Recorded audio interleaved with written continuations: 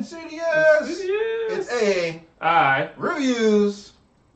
And if you're here, that means you can't really see the Insidious spoiler review. Spoiler! What Okay, we doing? so you saw our 2-minute drill. This is where we drill it down further, pun intended, on what we liked and didn't like and what we thought worked and what didn't work on this film.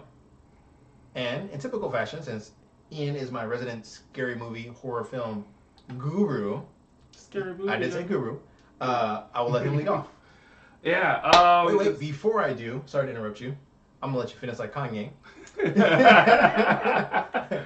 Full disclaimer, I don't really care about scary movies. Not that big. I've seen a decent amount when I was younger. But in all else, fellas, I'm going to probably let him talk a lot about the movie in general. Go ahead, Ian. Take it away. You probably got more to say than that, though. Insidious. I mean, I'm kind of a fan of this whole genre of Insidious. There's like four. This is the fourth one in the series. Mm-hmm. I love the first two. Mm-hmm. So the first two are like up there, one of my top horror movies. The next two, which is this one and 3, not really at the top. I think they're kind of adding layers and layers and layers to the story. Yeah, some plot twists and kind of making stuff go full circle. But at the same time, I don't think the original story really needs an add-on. It just seems like, well, we can make more money off of these movies if we keep putting out a story. So we're going to do that. So let's keep pumping these bad boys out. But people will accept mediocrity. Yeah, like the first two had a nice, complete story of finding the kid and then going after the dad and then all that coming together. Now it's about the lady and her life and how it affects. And now the whole story is about her now before it was about the dad. So they keep changing the story on this bad boy. Like, really? I'm like, can you just keep a consistent story? I want to curse you, George Lucas, with your prequel. Yes. Like, the crazy thing is, if you want to watch The Insidious in order, you have to watch it 3, 4, 1, 2. That's in chronological order right there. Okay. Think about that for a second. 3, 4, 1, 2. That's just weird as hell. I'm just saying. But it's a decent movie though. Like, it's for terms of horror movie, it's like average horror movie. Not 314.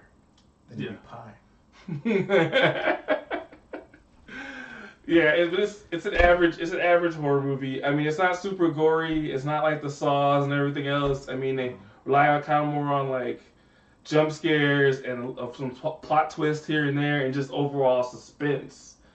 Than just a bunch of blood, and guts, and lots of hacking. So that's kind of what the Insidious was.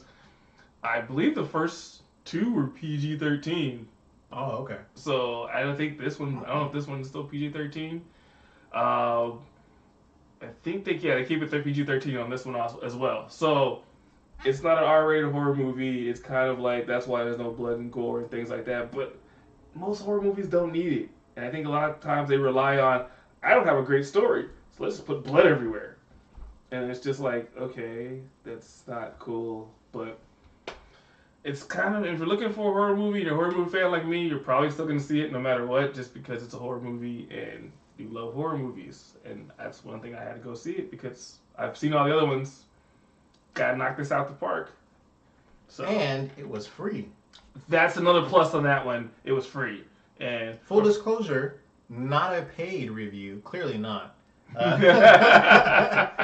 If you saw the last video, you'll know what I mean by that. Yes. So I'm going to go ahead and chime in with my 2 cents here, obviously, but I always have more like than 5 cents. It's probably more like $10 to be legit, maybe even more than that. I'll make it rain on these motherfuckers. So, like I said, for me, Insidious The Last Key, yeah, it was cool. Like I said, a few jump scares. I thought it was interesting how they did try to do the tie back. It was almost kind of like I watched that movie Interstellar.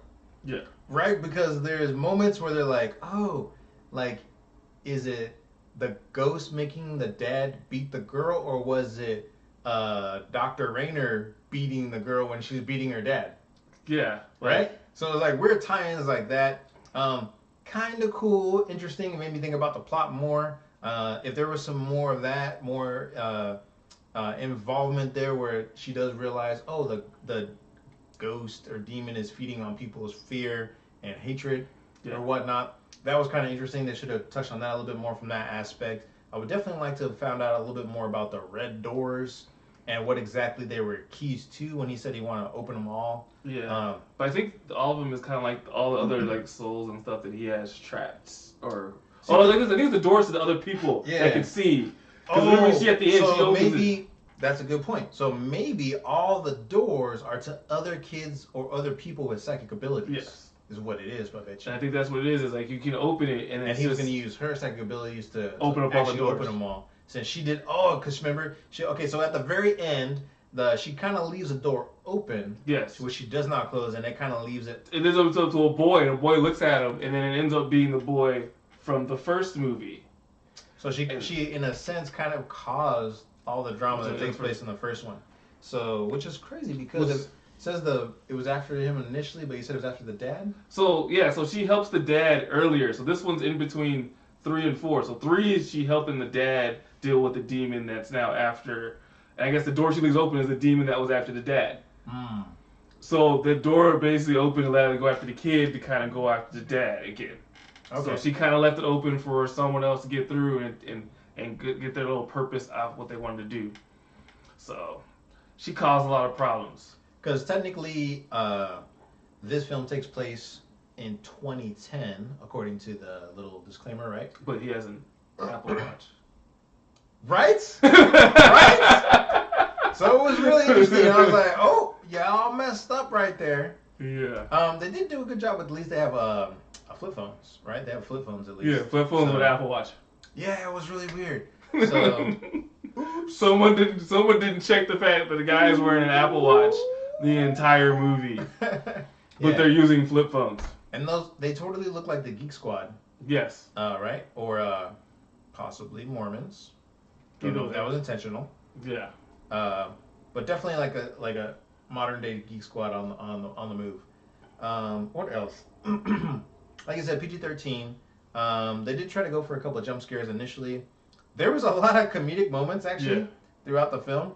It doesn't make the film better, but it makes it tolerable for the lack of actual scariness. It's supposed to be a horror mystery thriller. Probably like this much legit like horror maybe. I think it's just different. Really? Yeah, I mean it's not like super horror. Sure. They kind of worked on more of just like suspense, and even like the first two weren't really like horror in terms of jump scares. It's kind of like we're just gonna deal on suspense and just story.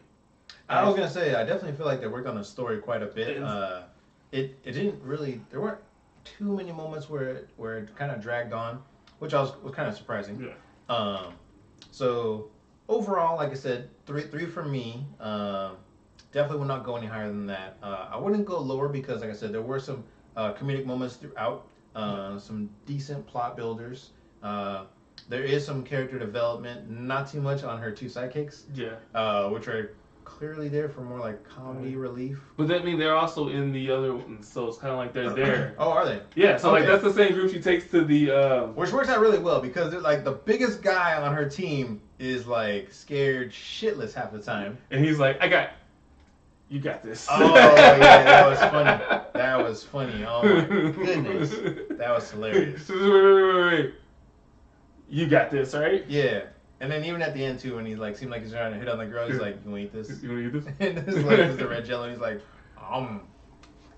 Yeah, so, I don't know, anything else you want to add to that you might want to discuss? Like, what do you think worked or what didn't work in this one? I just think they're trying to do too much. They're just trying to draw out the series. And that's kind of what happened. That's the problem with a lot of horror movies, is they don't let it go. So it's like they find something that works, and then they have to just keep making more. I mean, Saw's on like 7 or 8 movies now. Something ridiculous. Something crazy like that. I mean, you got Freddy at that like 9 movies, Jason at like 11 movies, Michael Myers is probably at like 10.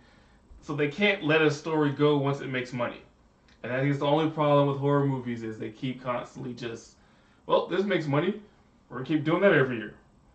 And I think that's kind of what the stories kind of lose focus and basing because they're trying to drag it out. Like, okay, well, we can't do that family anymore. And continuity a little bit too, yeah. right? Because like it's just we're jumping all over the place and trying to find a story in there that could fit. Right. And so now I'm like, how do we make this work now? Yeah, and then like if you do with the next one with the two girls, her I guess nieces, whatever. Yeah, but only one of them has psychic powers. Yeah, but yeah, you get spin off of her. Or maybe no, the other one will too. But yeah, you never know. So they might spin off of that and go on the same timeline. I mean, that's kind of how horror movies. I'm here to work on the revenge or revenge death of my grandmother or something. Something like that. Something so like they're trying to figure out. So I don't know how many times. Well, I guess it would be her aunt, right? Because her brother is her dad. Yeah. Right. Or their dad. Sorry. So yeah, they're trying to figure out how it works. You ugly. You your daddy, son. Yeah, the whole relationship between her and her brother, and like why he's all like stubborn. You left me. You left me. Yeah, that was kind of silly. It's like I'm getting beat every day. Why would I not leave? Like, right? Oh my gosh! Like I'm getting beat just for seeing people that are really there. She was like, I will not stop saying. Like if I was a kid, I'll be honest with you. I'll be like, I've been like Smokey from. I would be like Smokey from Friday. Yeah, when Debo's around, I shut up. But when he leaves, I talk again. And then if you look in the movie, she talks to herself. It tells her. Well, that's why I was mentioning the whole thing where like I would have liked to see them touch more on that aspect of it because it seemed like they were saying that she was influencing events that were happening in the past. Yeah. Right. Which has happened throughout this whole. And potentially influencing things in the future as well. Which has happened through this whole series, which they've done with the dad flashes back to. So somehow her psychic powers are so strong, the writer-director is implying that it can affect time itself. Well, it's not the fact that they're time. They're in the, I guess, afterlife for further. So I guess in the further, there's no time. So when they're both in the further, she sees herself in the further. The upside down. Yeah, I mean, same thing. But she sees herself in the further. So I'm guessing there's no like time in further. So she can run into herself. Right? Because I was like, is she making contact? That's against time travel laws. Yeah, but like they're not in. You can't occupy the same space. You're not in the universe. You're in the afterlife world. So that means basically there's no time, I guess. So like her younger soul was talking to her older soul, basically, right? Which is crazy because you would have two souls. I'm not sure how that works really. Or a different time in your soul. So yeah, it's not like you have two, but it's like it's different times. At the end of the day, it's a film, so we don't really have to try to make that much sense of it.